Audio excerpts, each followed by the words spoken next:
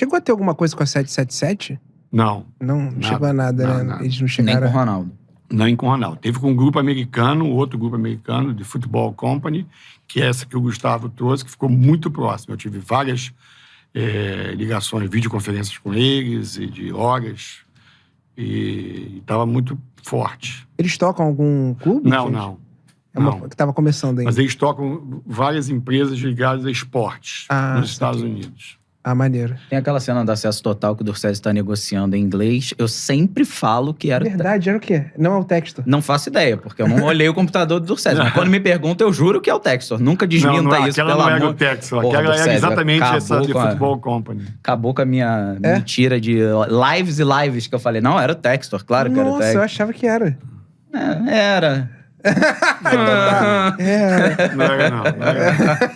Cara, Mostra como ele está apaixonado pelo Botafogo. Você acha que ele tá apaixonado? Apaixonado. Ele falou pra mim a última vez, falou assim, ó, o Crystal Palace, bacana, o Lyon vai ser bacana, mas isso aqui não tem... Pô, aí pegar bandeira aí pra dentro do campo com a torcida. Sim. A torcida enlouquece ele aqui, cara, pro bem, sabe? Sim. Bom, Ele teve um episódio ruim Arquinho. recentemente, né? Que... do Arcos. Não, do tá. Arquinho foi bom. É que do Arco você foi. perguntou alguma coisa do Arquinho, você não mandou uma mensagem, what the fuck, pra ele, não? Não, eu estava com ele no dia seguinte. Não, no dia seguinte. pelo amor de Deus, Não, sabe? no dia seguinte. E a gente tentando, o Júlio Graco tentando apagar o estrago. Tentando amenizar o estrago. Eu imagino o Júlio. Mas ele falou por que ele fez aquilo. Ele falou assim, eu tava muito feliz e Ele fiz. disse que não sabia que era aquilo. Não, calma aí. Piroca é piroca em qualquer Eu lugar do sei, mundo. mas ele disse que não viu, tava na boate, eu acho que a menina botou na cabeça dele e ele não... Eu imagino o Júlio Graco abrindo o celular, olhando a foto do John Textor com uma piroquinha na cabeça, fechando. Não, eu vou ver isso amanhã. O clube não teria dinheiro para chegar em abril de 2021, quando eu entrei. Não tinha dinheiro. Tem aquela fala clássica do Acesso Total, né? Do Ronaldo, que ele fala, se o Botafogo não... Eu esqueci, eu não vi a série, mas eu lembro que Você tinha não essa viu? fala. Tinha falado. Não faz o menor sentido. Ele falava isso. E Montenegro já falava isso também lá atrás, e é verdade. Não tinha dinheiro para pagar nada. O clube ia fechar as portas, pagava a luz da sede e tudo. Não tinha dinheiro. Então chegou perto daquele negócio que a gente sempre temia, tipo, de não ter. Assim, de fato não existir. Mas realmente não iria existir o clube ou seria um processo de virar um América? Assim, com todo respeito ao América, mas tá sempre disputando lá embaixo. Ia ser muito sério o negócio. Talvez mais do que o América, porque não tinha dinheiro para pagar nada. Uhum. Porque todas as contas bloqueadas, o que entrava de dinheiro era bloqueado e era muito sério o negócio. Agora, nós demos uma sorte, quer dizer, é óbvio que foi alguma estratégia nisso. Logo que eu entrei, a gente conseguiu vender o Pedro Raul para o Japão. Isso foi um golaço que a gente fez, porque não só porque eu negociei com o Pedro Raul e com o empresário dele, tirei o bônus que ele receberia de 1,5 milhão de euros, não sei se vocês se lembram disso na época, que jogou tantos jogos e teria esse bônus. E aí o dinheiro todo, paguei a parte de empresários e uma bonificação para ele, pequena, mas 60% ficou com o Botafogo. E aí eu joguei esse dinheiro todo pro sindicato.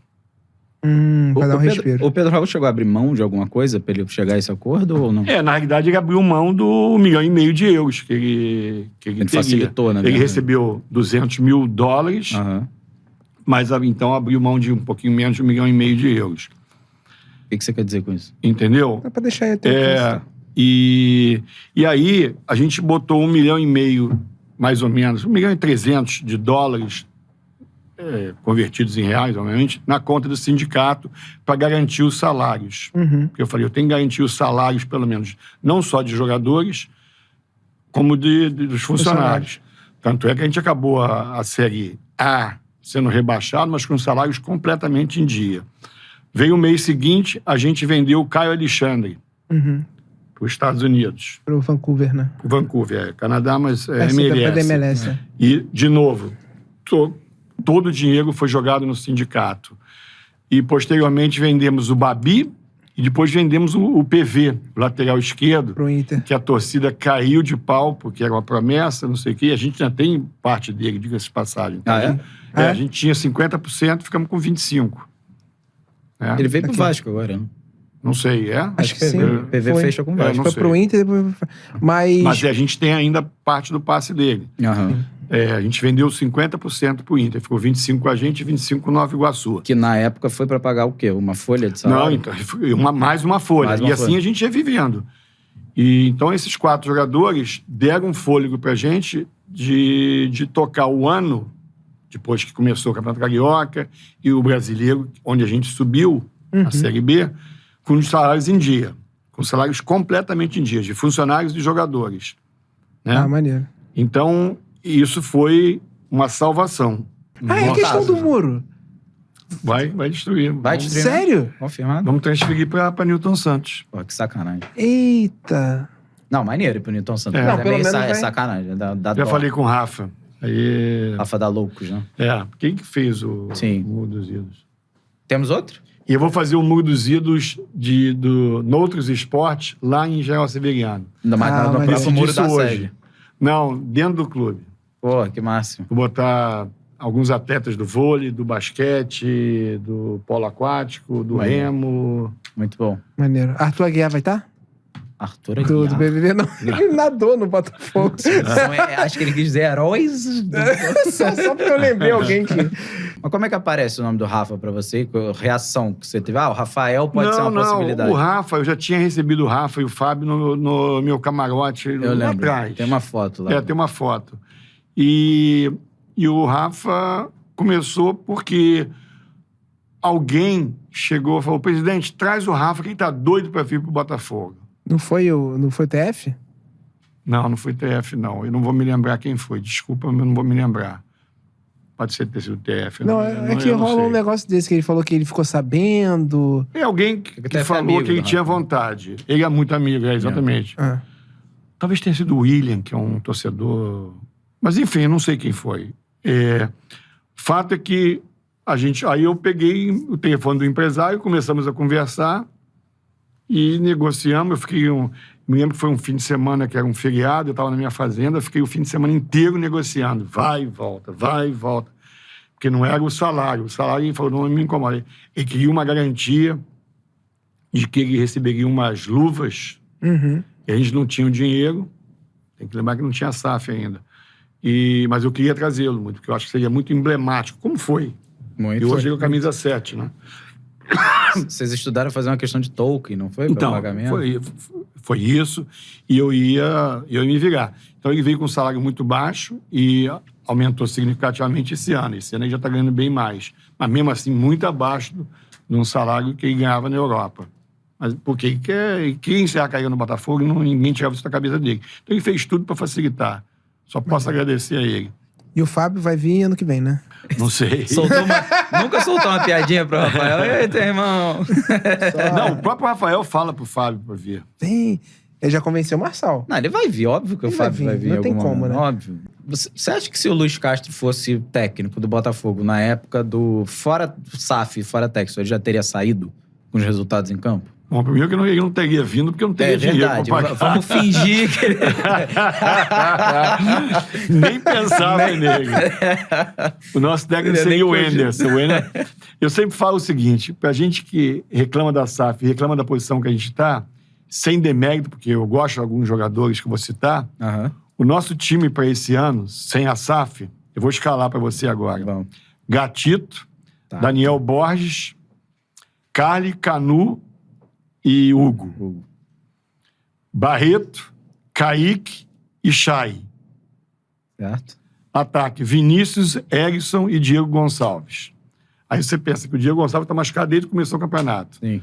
O Erikson se machuca toda hora. O Carly não conseguiu voltar ainda. Kaique se o machucou. Kaique se machucou. E quais são as reservas disso? Fabinho. Teria o Del Piage, Fabinho. o Fabinho, né? Que veio do Ceará. O Oyama não, porque o Oyama veio com a SAF já. O Breno. Verdade. O Breno. E aí? Mezenga. O Mezenga, o DG e o Aí DG o e o Rafael, Jefinho. trio Rafael. É, trio Rafael. O DG e o Jefinho tinham vindo. Mas aí do nível da base. Esse seria o nosso time. Seria. com todo carinho que eu tenho por eles, Sim. até por não ter banco. E o principal, certamente com salário atrasado. E alguém já teria saído. Já teria vendido o Erisson por... Com certeza, Um Fenerbahçe. milhão pra pagar. Você acha que a gente tá aí onde? Eu acho que tinha grande chance de estar no Z4 desde que começou o campeonato. Sim. Então, Com todo respeito. Mas sim. entendeu? Complicado. Estamos fazendo um projeto para General Severiano, grande. É isso que eu ia te perguntar. Onde é o campo de futebol hoje, que é usado pelo futebol feminino. O futebol feminino vai sair de lá, porque a SAF quer tirar ele de lá. Vai levar para um dos CTs? Não, eles estão renovando, acho que com o Caio Martins, não sei. Aí, mas por enquanto é Caio Martins. Não, mas a ideia é levar pro Newton Santos, treinar no anexo. No anexo. Essa é a ideia inicial, e botar eles, as meninas, alojar não sei aonde. Certo. Aí eu não me meto nisso. Como eu falei, eu não me meto no futebol. E pra mim é ruim, porque eu perco essa receita. Hoje eu alugo pra SAF O campo de futebol? o campo de futebol e o CT, né? Eles pagam aluguel. Eles pagam aluguel. Mas a ideia lá que você ia falar, o projeto lá É de fazer campos de society, quadras de areia, fazer uma grande área de entretenimento com restaurante, com Starbucks, com umas marcas assim. E você ter escolinha de futebol, escolinha de beach tênis, escolinha de futebol. Mas isso são ideias bem iniciais. Estão bem avançadas. Bem avançadas? Já assinei carta de intenção. Tá bem adiantado. Maravilha. Pô, que maneiro. Vou dar um passo. Mas, obviamente, precisa da aprovação depois do Conselho Deliberativo. Tudo precisa do Conselho Deliberativo aprovar. Mas tudo bem. Como é que tá a política hoje do Botafogo? Não, a política não tá mais calma, eu acho. Mais calma? É, mais calma porque não tem o futebol. Então... Mas as pessoas não estão cobrando. mas tem até sempre na reunião do conselho. O conselho é um inferno. E são sempre os mesmos que reclamam tudo.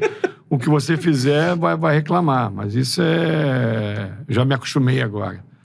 Então, não vou citar nomes, mas tem uns caras que reclamam de tudo. Às vezes com razão, às vezes, a maioria das vezes não, mas reclama por reclamar. Mas agora eles ficaram sem força, né? Eu digo que eu não sei se vai ter candidato. Vai ter, obviamente, a presidente do Botafogo nas próximas eleições. Porque com a saída do futebol, todo esse glamour, né? Porque Sim, claro. Todo mundo quer.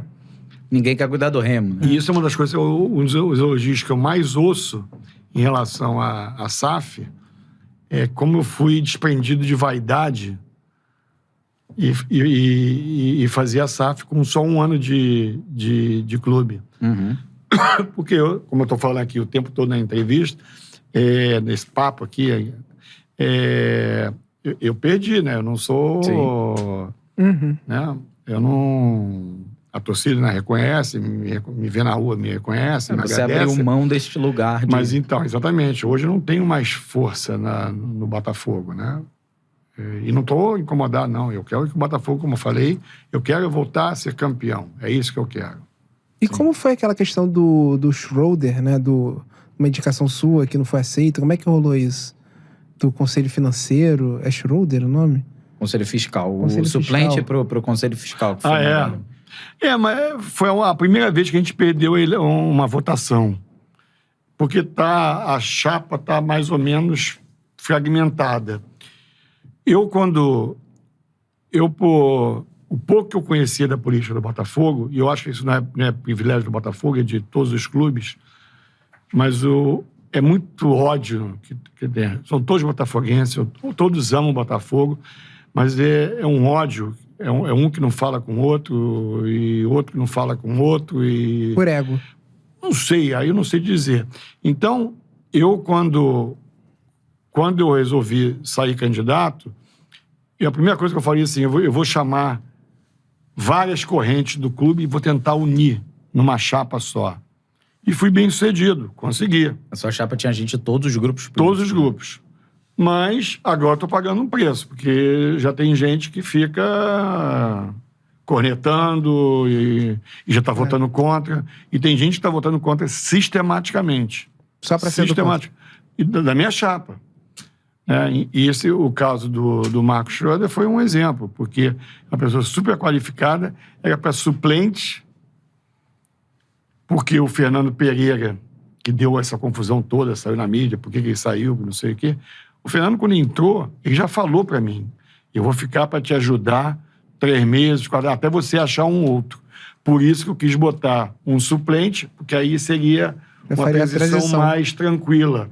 Ele sairia, ninguém nem notaria, e eu só botava aí o suplente, o Marco. Mas aí votaram contra o Marco.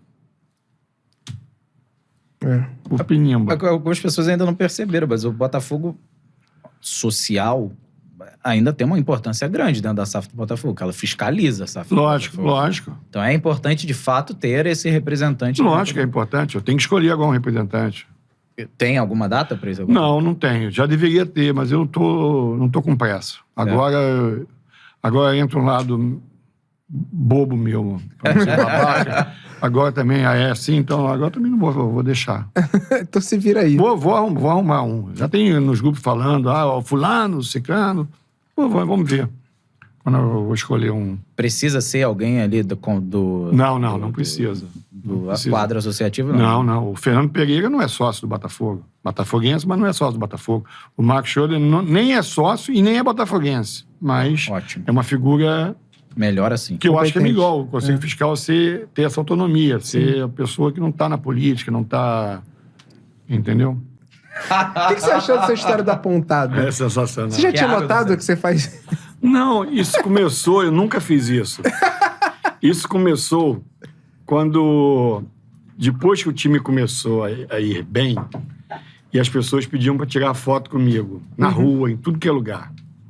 É impressionante a força da marca Botafogo. É impressionante. É um orgulho que eu tenho.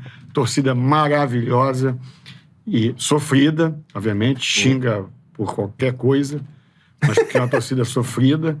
Mas é uma torcida maravilhosa, apaixonada e quando as coisas começaram a melhorar, as pessoas vinham para pedir para fazer selfie comigo. E eu acho que em algum momento foi natural, não me lembro porque foi.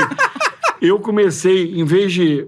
Para mostrar que eu não era importante, eu acho que eu apontei para a pessoa para dizer ela que é, como quem diz, ela que é importante, ele ou ela, né? E eu apontei. E apontei a segunda vez, apontei a terceira e fui apontando. E aí, até em casa, começaram a me sacanear, porque meus filhos... Que porra é essa de apontando toda hora, não sei o quê.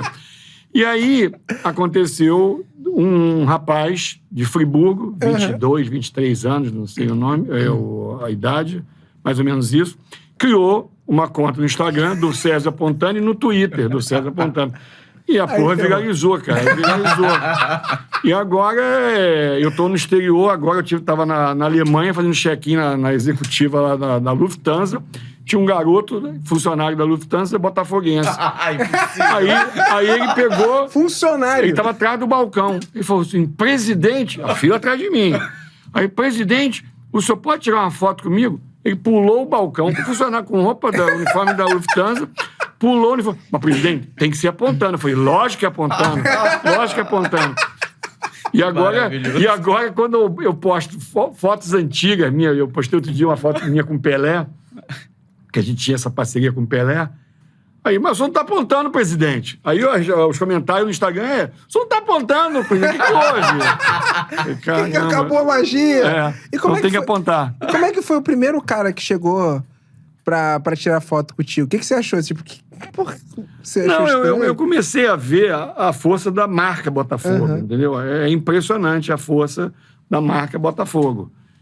É um clube com 4 milhões de torcedores, não sei se o número é esse, exatamente 3,5, 4,5, 4, a gente fala 4. E o presidente é uma figura... Sim. E como eu estava fazendo um trabalho que eu acredito que foi muito importante para o Botafogo, eu era reconhecido. Então, era no estacionamento, o vigia, porteiro, que eu ia em prédio, garçom, que eu ia no restaurante, o garçom, o senhor se incomoda tirar a foto? Ou então, gente que não era nem botafoguense. Presidente, eu sou flamenguista, mas o meu namorado é botafoguense fanático. O senhor pode tirar uma foto comigo para eu mandar para ele? Perfeitamente. Apontando, claro. Eu tirava foto. Então, eu tiro foto o dia inteiro. É o dia inteiro. Mesmo? Você não está entendendo. Você não está entendendo. Popstar mesmo. Popstar mesmo. Minha filha que fala isso. Ela odeia. Ela odeia. E ela vê isso. Outro dia, no Dia dos Pais, eu fui ao restaurante, não tinha vaga. É mais forte, a mão só. Não tinha vaga no restaurante, Dia dos Pais lotado. Eu cheguei, quem é o gerente? Um botafoguense roxo. Puta, minha... Presidente, eu sou aqui, que honra! Aí já me arrumou a mesa rapidinho. Depois o chefe da cozinha, botafoguense, saiu da cozinha e trouxe um prato especial para eu provar. Cortesia da casa. Isso eu tenho que tirar uma foto comigo, presidente. O chefe da cozinha, com chapéu, com tudo, contando. Isso é o tempo todo. Qual foi o lugar mais inesperado? Você encontrou? Foi o cara da Lufthansa? Porque exterior sempre é mais... Mas já aconteceu no exterior outras vezes. Quando eu fui com o Freeland, aconteceu no aeroporto de Londres, aconteceu. Eu acho que podia estar melhor. Até porque nós não estamos em nenhum campeonato que não seja o brasileiro. Quer dizer, sim, a gente tem semanas integrais, a gente viaja com voo fretado. Faz uma baita diferença, a gente sabe disso, né? Exato. Então, tinha condições de estar melhor. Muita gente machucada, sim. Isso atrapalhou. Mas já podia estar com um time melhor. Mas o que aconteceu, na minha opinião, aí não sei se é de torcedor, como presidente, a gente sempre falou, e o John Texon mesmo falou isso, que a meta era ficar ali 12º, 13º, 14º. Cair não ia cair, mas que ia ficar 12º, 13º, 14º, que ia beliscar uma Sul-Americana nesse primeiro ano. Até porque seja dado o crédito para ele não teve tempo para montar o time. Porque quando ele entrou em 11 de março, logo depois fechou a janela. Então ele não teve tempo de ir no mercado, aí trouxe alguns jogadores mesmo assim. Sim.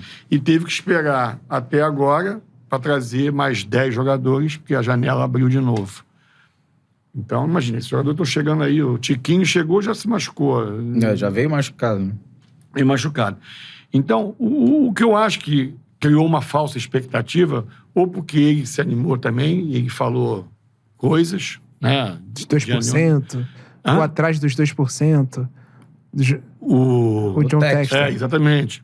E também porque em 2 momentos do campeonato, lá no começo, a gente pegou um adversário em tese fraco, ou igual a gente, pelo menos, em que se a gente ganhasse, a gente entrava no G4. Vocês vão se lembrar depois da vitória do Flamengo, quando a gente venceu o Ceará, depois do Flamengo. Fortaleza. E vencemos Fortaleza. Sim, Ceará, Fortaleza. Aí o jogo seguinte, chegava o Avaí, a gente perdeu. Se a gente ganhasse aquele jogo, a gente entrava no G4. Com o gol do Kevin de falta. Não. É inacreditável isso. Ruim lembrar. Não, foi ruim você lembrar disso. Eu jamais vou esquecer. E teve uma outra oportunidade, não sei se foi no jogo seguinte, de novo, que a gente jogou em casa, se ganhasse... Foi Goiás, né? Foi Goiás. E perdemos. Então criou-se uma falsa expectativa, porque a gente ficou ali pertinho do G4, mas não era pra gente. Porque se você pensar, se você olhar... Eu tô falando agora como torcedor, como analista, sei lá, que eu não sou, eu tenho porra nenhuma de futebol. Mas quem assiste, quem mas tá lá. Você pega os jogos que a gente ganhou, foram sofríveis, né? A gente jogou com o Flamengo, não era pra ter ganho do Flamengo. Red Bull. Não era pra ter ganho do Fortaleza. Não era pra ter ganho do Bragantino. Porra, tem vários jogos que a gente ganhou. Não, do Inter. Do Inter foi um jogo até bom. Foi. O único jogo que a gente jogou bem naquela primeira fase foi contra o São Paulo. Foi um jogo que a gente ganhou tranquilo. O Ceará também, eu achei que foi. O Ceará também foi, desculpa. O Ceará e o contra o São Paulo. São Paulo estava no Newton Santos, foi um jogo que... Eu não fiquei nervoso. O golaço do Kaique. Não xinguei nada. Porque a gente fez um gol e tínhamos chance de fazer mais, foi tranquilo. Mas os outros jogos não foi essa beleza toda. O museu já está andando, mas vai ser votado agora dia 31 de agosto. Mas eu acho que vai ser aprovado, porque eu acho que nenhum sócio proprietário vai ser maluco de votar contra, porque é um projeto maravilhoso. É aquele mesmo projeto que tinha saído com a torre da Estrela? A torre, o farol, farol de 30 metros de altura, já vai estar inaugurado em dia 8 de dezembro. Sério? Juntamente com a estátua do Garrincha de asas. Ih, então já é uma bomba que eu tô dando pra vocês, que vocês não sabiam. Ih! Alô, Fogão Net! Essa só vocês Alô, sabem. Cadu, vamos fazer a troca. Alô, gentinho. Essa já vai estar... Bom, tem que ser aprovado primeiramente no... Mas já estamos com 2 museólogas trabalhando já em tempo integral no Botafogo. A empresa é seríssima, a empresa que está fazendo, fez do Boca Juniors, fez do River, fez do Juventus, fez do Benfica. Ele tem experiência. Vai fazer, inclusive, o museu aqui do Corcovado. Eles vão fazer. E estão fazendo do clube lá da Gávea também. Eu quero inaugurar antes do clube da Gávea. Mas a obra do museu mesmo começa quando?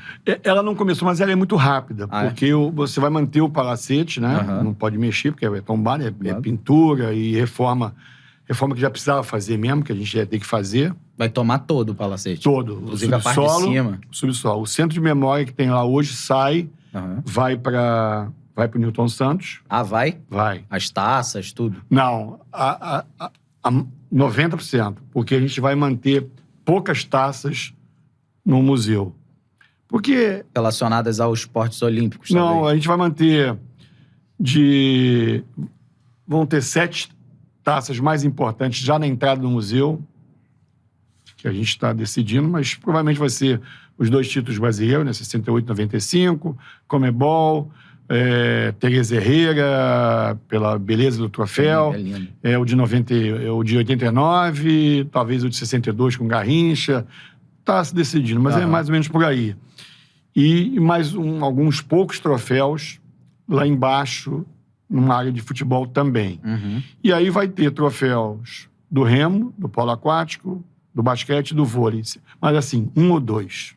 Ou 2 ou 3. É mais um museu interativo. E os troféus vão ter todos digitalizados e você vai poder ver. Vai ter tudo isso, tudo digital, tudo moderno, cinema 360 graus, holograma, espetáculo. Um espetáculo. É de ficar arrepiado.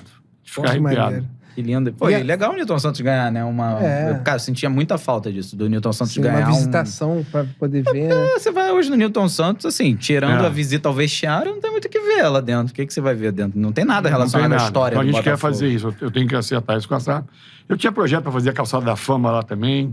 Mas essas ideias você pode passar. Posso passar. E a loja que tem lá do lado do General Severiano, vai reativar? Então, muita coisa que a gente tá fazendo agora pelo Botafogo Social. Eu tô negociando com um fornecedor de material esportivo para o Botafogo Social e Olímpico. Eu chamo Botafogo Social Olímpico, que é o Botafogo que ficou, né? Com Sacopan, Morisco Mar e General Severiano. E Dona Terezinha. É o que ficou pra gente, né? Pro Botafogo... Que é bastante coisa, né? Que é bastante coisa. Então, eu estou num projeto já há muito tempo, trabalhando para conseguir os recursos e viabilizar a reforma do Morisco Mar. Vamos começar a primeira parte breve, talvez daqui a 15, 30 dias. Maneiro. Hoje, notícia a primeira mão, que eu tive isso hoje. Ah, é? E tá fechado ainda, né? Tá fechado. Tá sem água. Há 3 anos, 4 anos. Vai ter o museu, que vai inaugurar 8 de dezembro, a primeira etapa, mas não vai ter nada no museu ainda, muita coisa. O que agora, 8 de dezembro de 2023, ele está inaugurado pleno. Maneiro. Lindo. Pleno. Vai ter uma sessão só do Garrincha, vai ter... Todos os ídolos vão estar lá. Você vai poder fazer a locução de um gol que você quiser, e gravar e levar. Tem tanta coisa que vai ter no museu que é impressionante. E é um museu dinâmico, porque você vai mudando, mas vai ter sessão para os esportes olímpicos, uma sessão dedicada ao remo, uma dos esportes olímpicos. Existe umas cláusulas de performance. Que seria? Que obriga ele, se ele não atingir certos resultados, obriga ele a investir mais ainda. Porque como é que você... No começo tinha, mas a gente teve que tirar essas cláusulas. No começo tinha uma tabela que em 10 anos ele tinha que chegar numa semifinal de Libertadores, ganhar um brasileiro. Não. Ele tinha, em 10 anos ele tinha que ter algumas metas. Chegar em 2 quartas de final da Copa do Brasil, uma semifinal de Libertadores, um campeonato brasileiro, ou ganhar uma Sul-Americana. Tinha alguma... Mas a gente tirou isso, porque o futebol não é a ciência exata, cara. Exato. Pode ter dinheiro pra caramba que você não ganhar nada. O juiz erra. Mas o que seria essa performance, então? Ficar entre 10 primeiros? Não, tem a mesma coisa, mas ao invés de ser ele perder o direito, você ter... como é que se diz? Ele tem que injetar mais dinheiro. Mas isso ele já está fazendo.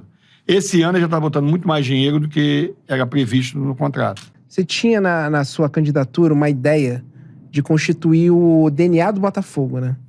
E de uma maneira de jogar, da pessoa... Do moleque entrar ali com 13 anos, já saber, exemplo do Barcelona e tal. Como é que você sabe disso? Como é que eu sei disso? A gente estudou o convidado. Nunca, eu só consumo isso na minha vida. Isso ficou... É verdade. Isso ficou na minha cabeça, porque quando o Textor falou em Botafogo Way, eu falei assim, Botafogo Way linka muito com o DNA do Botafogo, que o do César falou. É isso mesmo. E isso foi uma das coisas que ele falou nas tratativas e, tipo, deu uma brilhada no olho?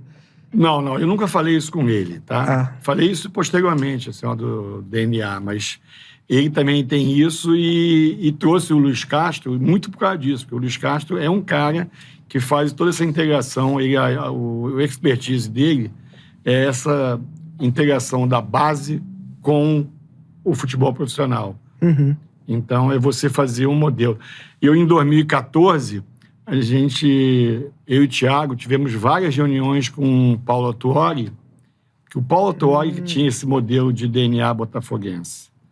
E ele seria, se a gente ganhasse a eleição na época, ele seria o diretor de futebol do Botafogo.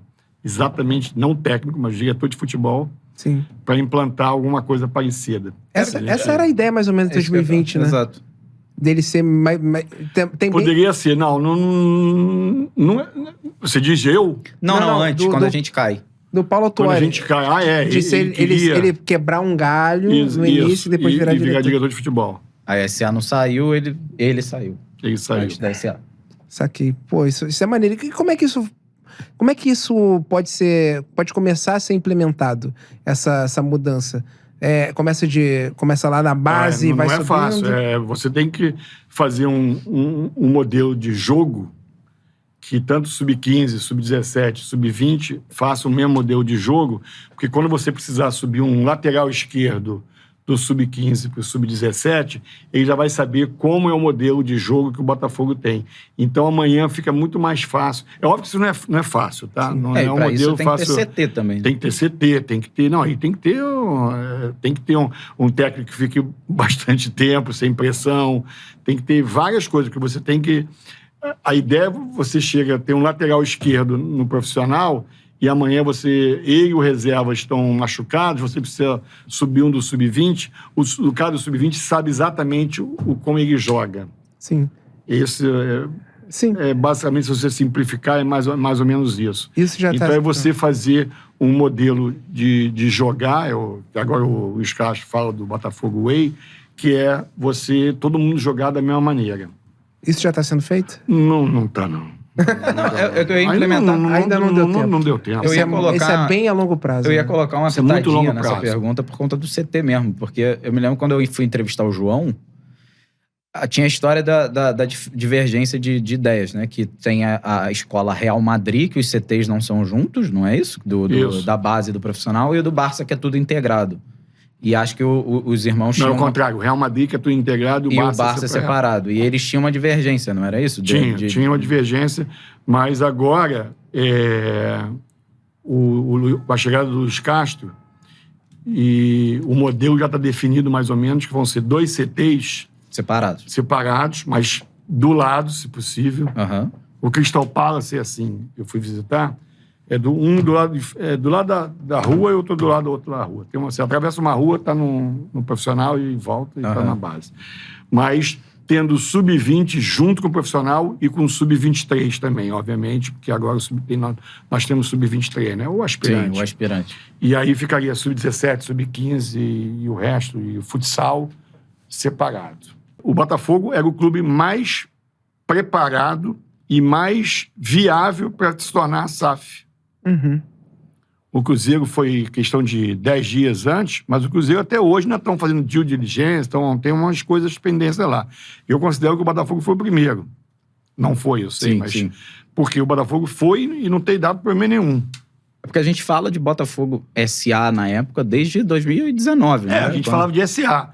Começou em 18, que foi quando os Moreira Salles contrataram a Exatamente. Isso já começou lá atrás. E até por causa disso, dos Moreira Salles e de ter começado lá atrás, nas famosas reuniões da Sala 3, que é lá no escritório do André Chame, o Botafogo estava mais preparado. Porque o modelo que a gente acabou implantando para vender foi já um híbrido, mas já tinha uma base que foi preparada pelo Laércio, depois foi adaptada pelo Gustavo Magalhães, que fez umas mexidas, e a gente foi mexendo e entregamos um pacote muito bacana para o investidor. Voltando um pouco, então, a essa questão, Dorcésio, já que a gente entrou no assunto da Botafogo SAF, bom, quando você é candidato à presidência do Botafogo, ainda estava rolando muito forte o assunto SA no Botafogo, né? Era o plano A, como chamavam. Inclusive, ficavam dando datas e datas e datas e nunca chegava nessa data e a torcida foi desanimando com o projeto da SA. Você esperava ser presidente de um clube associativo, mas cuidar da parte social. Você imaginou que, de fato, fosse entrar já num clube empresa. Ou não? Não. Porque não tá, quando eu entrei, não Mas quando você começou a campanha, você não imaginava? Não, eu tinha muita confiança que a SAF sairia, porque eu sabia que o Botafogo é um ativo muito forte. Eu sempre achei. Mas aí apesar das dívidas, apesar da situação que a gente estava, na Série B e tudo isso, quer dizer, estava caminhando para a Série B na ocasião, eu tinha muita confiança. Eu sempre achava que a SAF era a solução para o Botafogo e era muito viável para o Botafogo. Sim. A gente tinha que trabalhar como a gente fez, ficamos 1 ano trabalhando, e em 24 de dezembro do primeiro ano já, a gente assinou a proposta não vinculante. Foi no dia de Natal. Eu estava na minha fazenda negociando o dia inteiro, falando com o Jorge Braga, falando com enfim, com a gente vai falar mais sobre esse momento. É que eu ainda quero insistir nessa parte do passado, assim. Quando te ligam e falam, Dorcésio, o projeto Plano A aqui da SAF não vai sair, da SA, no caso, não vai sair esse ano. Você se deparou com um problema maior, né? Você ia entrar num clube que você ia ter que assumir o futebol, algo que você, no começo, não imaginava. O quanto esse problema aumentou pra você, né? Você teve que começar a planejar um futebol meio que em cima da hora, não? Não, na realidade, eu soube que o Plano A não ia acontecer bem antes de me lançar candidato. Ah, sim. Porque o Plano A era dos irmãos. E já tinha furado porque, por falta de aporte, os irmãos não estavam querendo botar... 250, né? Os 250, e já tinha... E eu não participava, mas eu até entrei no plano dos irmãos, eu assinei um acordo de confidencialidade e, posteriormente, recebi a documentação e entrei como investidor. Eu ia ser um investidor na SAF, na SA do Botafogo. Naquela época não se falava de SAF. Então eu ia ser investidor, como alguns outros botafoguenses, como vários outros, não vou nem citar nome, mas tem vários outros que investiam 1 milhão, 2 milhões, 5 milhões para compor juntamente com os irmãos. Mas aí, a torcedores do Botafogo. Não, qualquer um poderia entrar. Qualquer um poderia entrar. Mas pelo modelo, tinha que ser um investidor que a CVM chama de qualificado. Ou seja, tem que botar pelo menos 1 milhão. Tá. Porque a nossa ideia era que a gente abrisse isso para a torcida, para que a torcida com R$1.000 pudesse ser sócio do Botafogo. Isso seria o melhor dos mundos, né? Na época. Se fosse uma bolsa... que a gente exatamente. Aí cada um ia se sentir um pouco dono do Botafogo. Seria... Sim. Obviamente, você precisaria ainda dos grandes investidores, mas seria muito bacana. Era de fato os co-owners, que o Textor tanto fala. Exatamente. Então, isso não aconteceu, mas já foi... Antes da eleição, bem antes da eleição, eu já comecei a tratar com o Gustavo Magalhães, que era o plano B. Então, eu já comecei a fazer reuniões, porque aí eu participei mais ativamente. Sim. E eu já comecei, e eu vi que o negócio era viável. Ele estava empolgadérrimo e disse, a gente vai vender isso mole. Que aí fui eu que dei para ele o nome do Zahavi. Foi você que deu o nome do Zahavi? Porra, que maneiro. Aí ele mandou estudar o scout. Mas de onde veio o nome do Zahavi? Você conhece Porque eu acho que foi meu filho que me falou. Eita! Caramba. E o cara não foi só cogitado do Zahavi e não parou de fazer gol e dar assistência. Não, ele virou um ídolo impossível da torcida do Botafogo. Inacreditável. Mas teria metido muito gol aqui, meu Deus. Teria metido muito gol. Teve algum outro que vocês conversaram a respeito e veio? Não, teve um que eu falei pra ele e 2 dias depois ele atendeu, que foi o Oyama. Eu gostava muito do Oyama. Eu também. Eu adoro o Oyama. Todo mundo sabe, eu sou do fã-clube do Oyama. Eu adoro o Oyama e é um bom garoto pra caramba. Aí eu falei, pô, traz o Oyama baratinho, cara. Eu não tinha dinheiro pra trazer, senão eu teria trazido lá do Mirassol. Aí falou, Aí ainda falou assim, a torcida comenta muito desse rapaz. Ele falou assim, porque ele deve receber, né? Muito. Sim. Ele é super ativo em Twitter. Super ativo. Aí, 2 dias depois, eu encontro o Mazuca no Newton Santos. O Mazuca falou assim, vem cá que eu vou te apresentar um cara. Aí é o Oyama que tava chegando pra fazer exame médico. Que maneiro! Que sensacional. 2, 3 dias depois. Que maneiro, Foi cara. negociação rápida e veio. Desculpa. Quem estaria à frente do futebol se o Plano A tivesse ido pra frente da Botafogo S.A.? Ou seja, se fosse aquele projeto onde entraria os irmãos, você, Montenegro, quem estaria à frente do futebol hoje? Isso é uma incógnita, porque se tivesse funcionado como era para funcionar, os irmãos teriam 51%. Certo? Mas eles falaram que não tem vocação para gerir um clube de futebol. Mas, em tese, por ter 51%, eles teriam a preferência, ou o direito mesmo, de escolher os rumos do futebol. Sim. Escolher o diretor de futebol, escolher o CEO, inclusive. Uhum. Tudo isso ficaria com eles. Sim. Então é difícil falar quem ficaria agora, eu não sei. Não, eu pensei que pudesse existir algum consenso entre vocês. Não tinha nome algum, que não chegou nesse ponto. Certo. Se o negócio fosse, a questão era começar a organizar o clube, estruturar para botar o dinheiro, quitar a dívida com os credores mais imediatos, e aí traçar paralelamente os rumos do futebol. Sim. Era isso. De repente aparece um John Textor, que, segundo eu soube, ia comprar o América Mineiro. Aí o Taigo e o Danilo não, por que você não compra o Botafogo? Aí ele falou, isso aí que me falou, não, o Botafogo é muito grande pra mim, tem que ser menor. Não, dá sim. Aí mostraram os números, entrou a XP pra fazer... Então o Textor apareceu antes da XP? Quase juntos. Porque eu imaginava que a XP tivesse apresentado o Textor a vocês. Não, foi a Matix, o Tairo e do... E aí a XP participou do processo. Mas ela já não foi ela que trouxe, não captou o investidor. Entendi. Tiveram outros antes do Textor que sondaram e quase entraram? Teve um bem próximo que foi o Gustavo Magalhães que trouxe. Uhum. Mas... E os valores eram mais ou menos os mesmos, as condições eram mais ou menos as mesmas, mas o Textor foi mais rápido e acabou que... Foi mais assertivo. Mais assertivo. Mas foi realmente por uma questão do Textor ter sido mais rápido ou alguma coisa no projeto, na ideia dele? Não, o Textor, porque o Textor veio e já entrou com a XP. E isso foi uma briga até minha com o Jorge. O Jorge queria que fosse via XP. Para ter um respaldo. Para ter um respaldo. E eu questionava isso, para ser honesto. Não estou falando da importância ou não da XP. Estou falando que foi, não precisa ser exclusividade. Uhum. Porque tinha uma cláusula de exclusividade por 6 meses com a XP. Para ela captar. Mas nem precisou, porque nós mesmos trouxemos o Botafogo, a marca Botafogo trouxe, porque o Tairo e o Danilo chegaram em nós para falar, eu quero ver isso aí. Uhum. Aí a gente assinou um acordo de confidencialidade, mandou, enfim. Primeiro do Canu. Ficou muito marcado por conta do acesso total com a questão do bicho, né? Bom, eu presenciei desde o anterior ao rebaixamento. Antes do Canu virar o personagem do bicho... cara, eu posso garantir que o Canu era um líderzaço. Ele sempre foi um líderzaço de vestiário, de dentro de campo. Assim. O Canu era muito respeitado por todo mundo, até por ser um jogador da base, formado no clube, ter passado pelo rebaixamento, assim. Só que uma parte da torcida acabou pegando o Canu pra Cristo por conta da questão do bicho, que ficou lá no acesso total muito forte.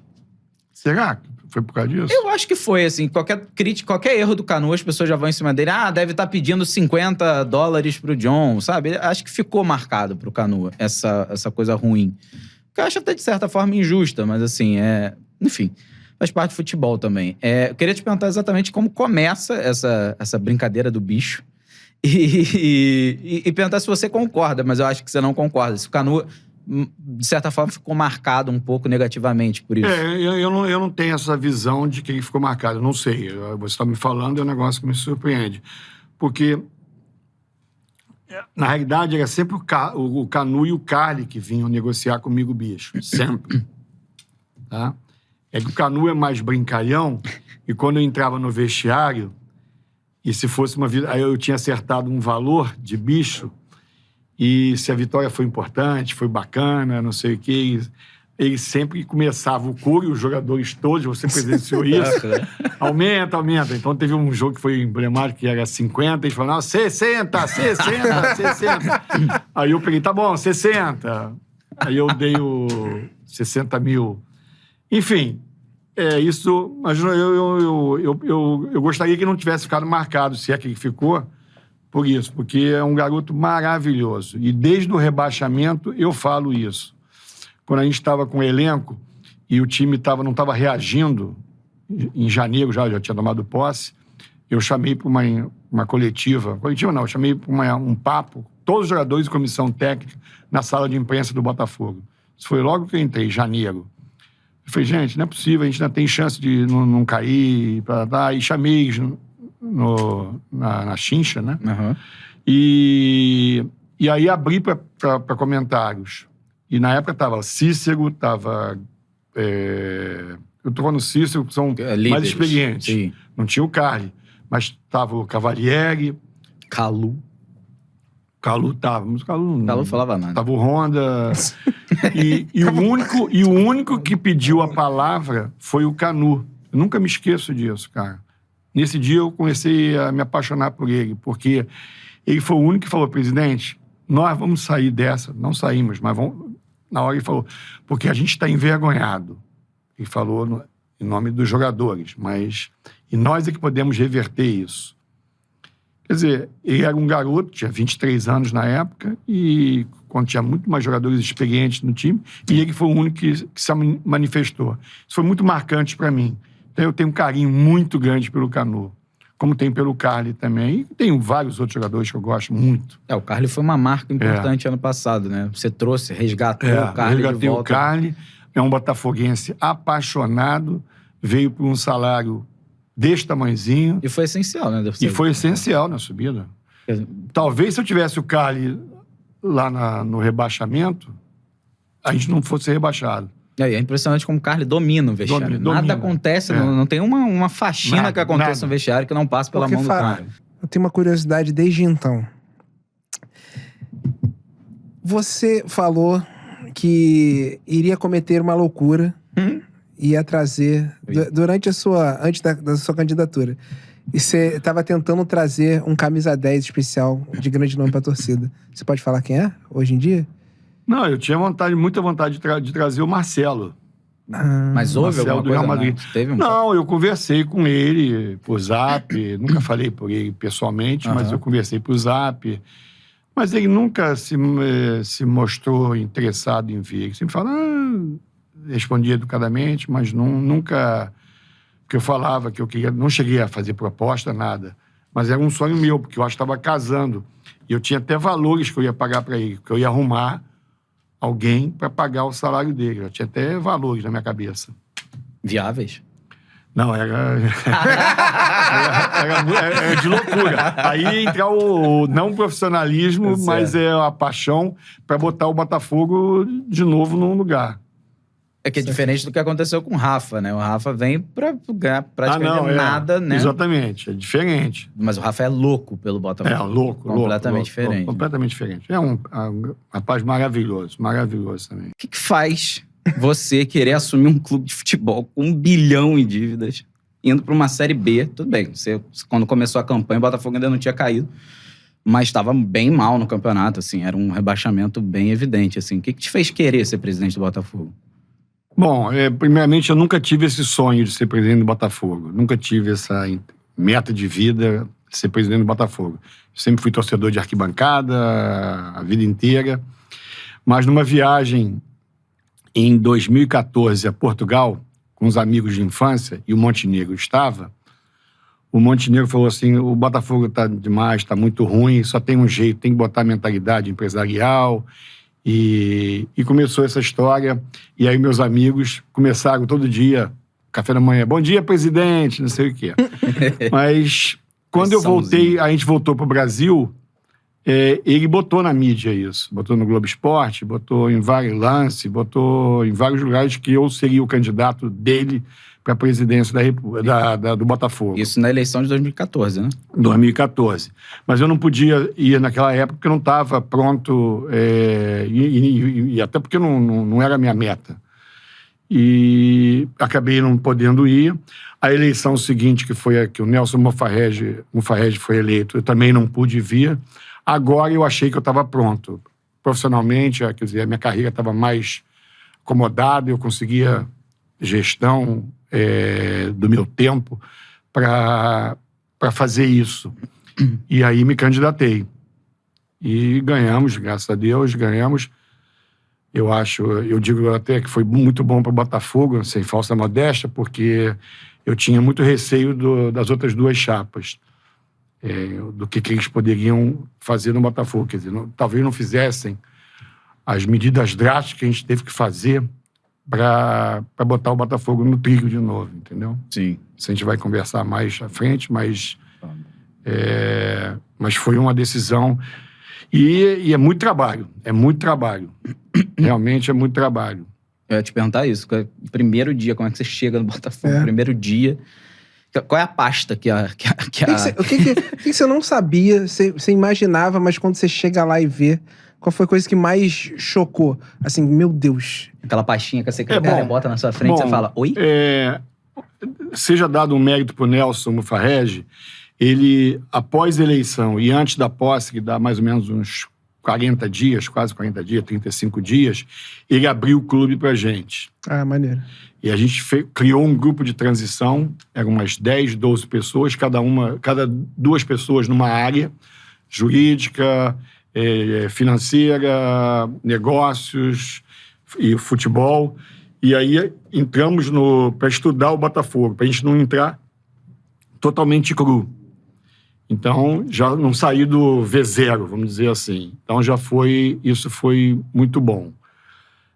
Mas o resto foi mesmo trabalho e, principalmente, a gente ter conseguido rapidamente, porque já era a minha meta, de profissionalizar o clube, a gente conseguiu, num processo muito curto, contratar o CEO, que foi importantíssimo. Uhum. Foi um projeto muito limpo, que eu fiz questão disso, ou seja, não foi indicação de ninguém, eu fiz questão de gastar o dinheiro com uma empresa de headhunter para chegar ao nome do Jorge Braga, que vocês conhecem, e daí começou tudo. Antes eu tinha trazido o Freeland, porque eu achava que era necessário, porque o time estava indo ladeira abaixo na Série A, naquele ano, porque eu peguei o final, 2020. Porque o campeonato foi atípico, começou mais tarde e acabou em fevereiro. E eu falei, eu tenho que começar a montar, eu não posso esperar o CEO, porque a minha ideia é que ele escolhesse o CEO, o diretor de futebol também. Mas eu escolhi o Freeland, que foi uma decisão acertadíssima, e depois veio o Jorge Braga e ele montou uma equipe. Ele trouxe o diretor comercial, o Lenin, trouxe o diretor financeiro, que é o Parodi. Enfim, aí começou, e a gente começou a montar a estrutura e fazer os cortes que precisavam fazer e as medidas muito duras que precisavam ser feitas e implantadas no clube para salvar o clube. Uhum. O Botafogo deu muita sorte de pegar um investidor como o John, que gosta de futebol, é ele que está investindo, é a holding dele, mas é dele, é ele e a esposa. Então, é melhor do que as outras, que você pode ter sem falar mal das outras, mas a gente pegou um cara que tem dinheiro, ama o futebol e adora o Botafogo. E tem uma visão. Agora, é acelerado. Para falar com ele é difícil. Toda vez que ele me liga, eu falo sempre isso com ele. É 30 minutos de ligação, ele fala 28, eu falo 2. E olha que eu gosto de falar pra caramba.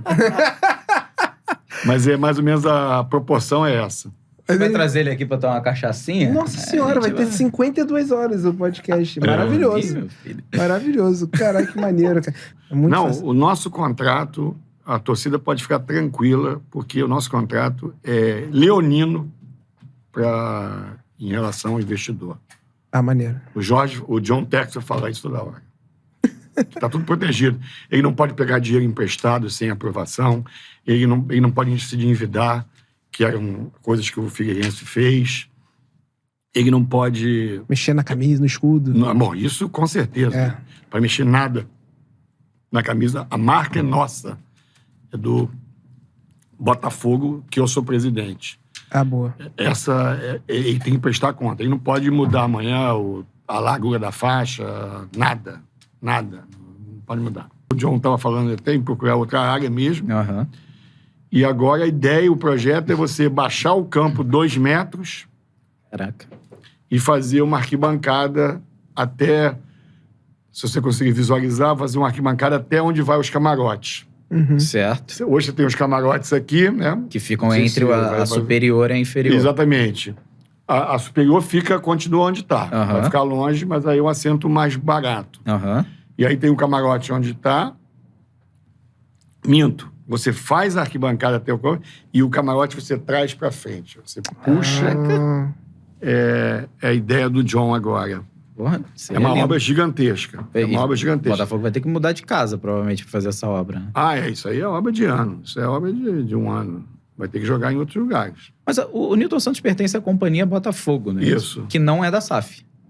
Que não é da SAF, mas a gente está acertando agora. Eu vou ter uma reunião com o John terça-feira. Então vai ser um ativo SAF no estádio. Não é porque a concessão é para a companhia Botafogo. Isso não pode mudar. Uhum. Então, o que tem que fazer é a companhia Botafogo chegar a um acordo com a SAF de cessão do estádio. É isso. Seria maravilhoso.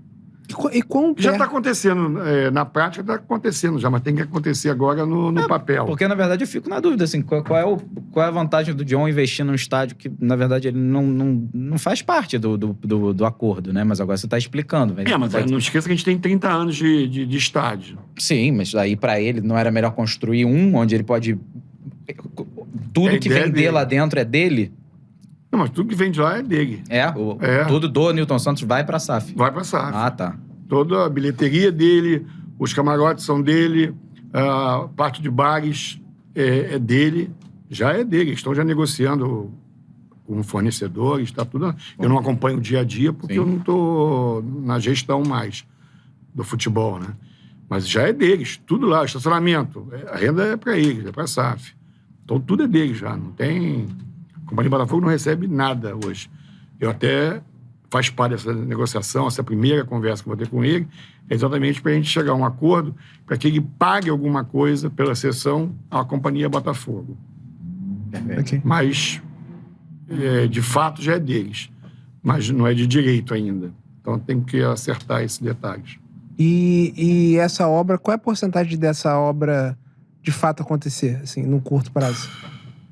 É baixa? Eu não sei, não digo que é baixa, não. Não sabe. Tudo é possível. Com o John, tudo é possível. Ele pode acordar um dia... O John é uma máquina, Cara, e negociação, como é que foi a do Navarro? Foi muito traumática mesmo? Foi muito ruim, muito ruim. E como é que foi? O empresário é uma desgraça, cara. Você acha que foi um erro ele ter saído? Eu acho. A gente ofereceu o mesmo que tá ganhando o Palmeiras, cara. Caraca, que bizarro. Foi puro... Mas eu acho que ele queria, porque... Bom, disputar Libertadores. Disputar Libertadores, sei lá, porque é Palmeiras, não sei. Tá aí. A praga alvinegra tá aí. Porque o clima era horrível no vestiário, né? Horrível. Como é que era? Muito ruim. Ninguém se falava, ninguém venceu, perder era a mesma coisa. Perdia mais do que vencia. Era muito ruim. Muito ruim. Eu peguei só os últimos 45 dias, que foi... Sim. Eu entrei em janeiro, né? 4 de janeiro. E o time foi rebaixado em comecinho de fevereiro, sei lá. Então eu peguei poucos jogos.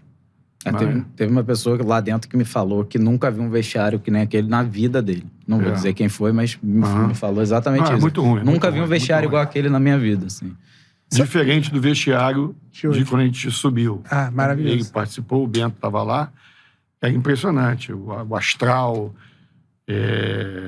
mesmo nas brigas, eram brigas para cima, não era briga para baixo. Sim.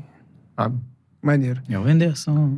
É o Anderson. Foi um ano muito especial. Eu vou guardar pro resto da minha vida esse ano de 2021. Foi muito bom. Os esportes olímpicos estão andando com projetos paralelos. Então, porque agora o basquete ficou de fora da NBB porque não teve... Mas então, porque eu não tinha CND. Certo. Então agora a gente está conseguindo as CNDs. Já está tudo pronto, é questão de burocracia agora. Talvez mais 15, 20 dias eu tenha as CNDs. Já estou trabalhando em paralelo com um projeto incentivado para o basquete.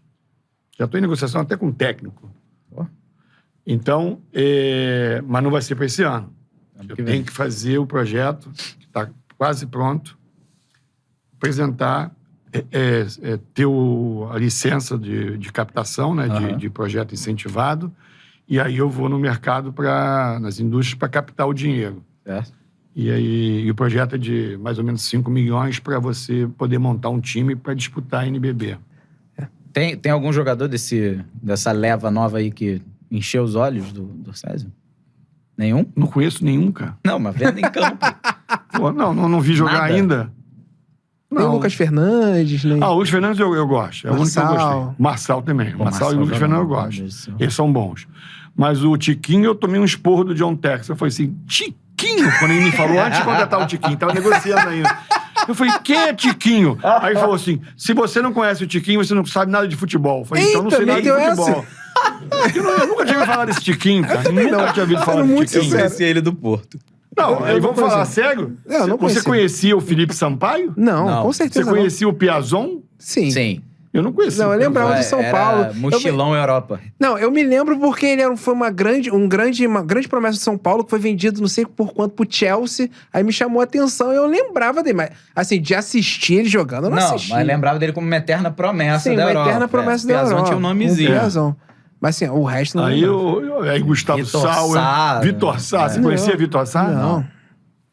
Não, isso é um processo. Isso é um processo esquisito. Pô, eu tomei um esporro dele. Você não entende porra nenhuma de futebol. Eu falei, tá bom. Não, calma aí. Aí na próxima você fala assim: você faz esse gesto pra ele, você vai, Textor, baixa. Como é? Drop your ball. Drop your little ball. Drop your little ball, Textor. Baixa a bolinha aí. Mas você que escreveu pra ele? Você falou, porra, Textor, quem que é Tiquinho? Você mandou essa mensagem eu tava com ele aqui. Eu tava com ele aqui, pessoalmente. Aí eu falei assim, foi quando começou a falar, a ventilar o nome do Tiquinho, eu falei, quem é Tiquinho? Não, a ideia do Freeland, o John Textor queria que o Freeland continuasse. Mas queria que fosse um super gerente da base. E a gente foi pra lá. Mas aí o Freeland não estava confortável, a visita foi muito boa.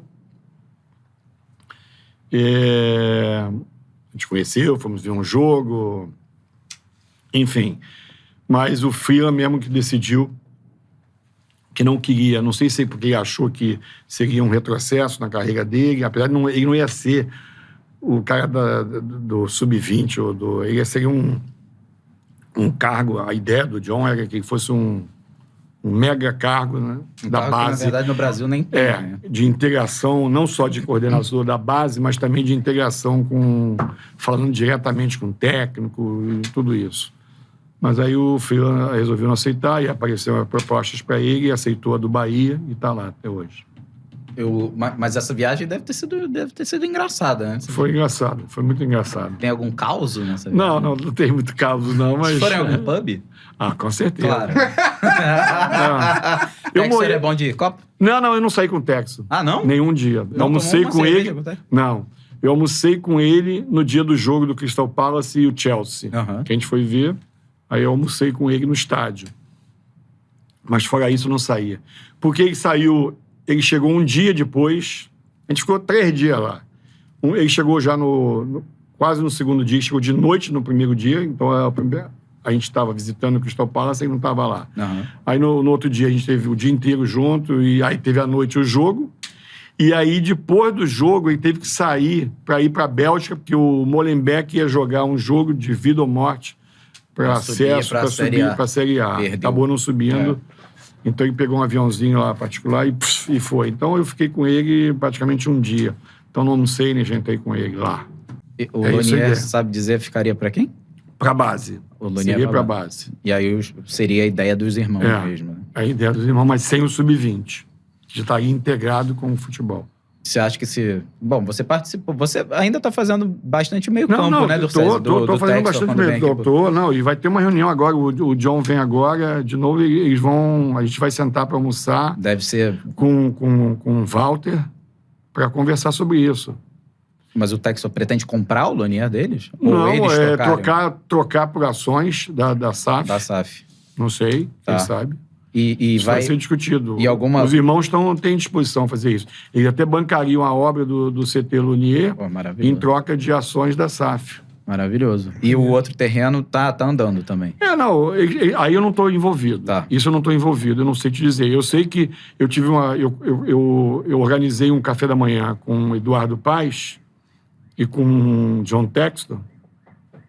E nesse café da manhã foi falado o negócio do estádio, que essa polêmica toda, voltou à pauta hoje.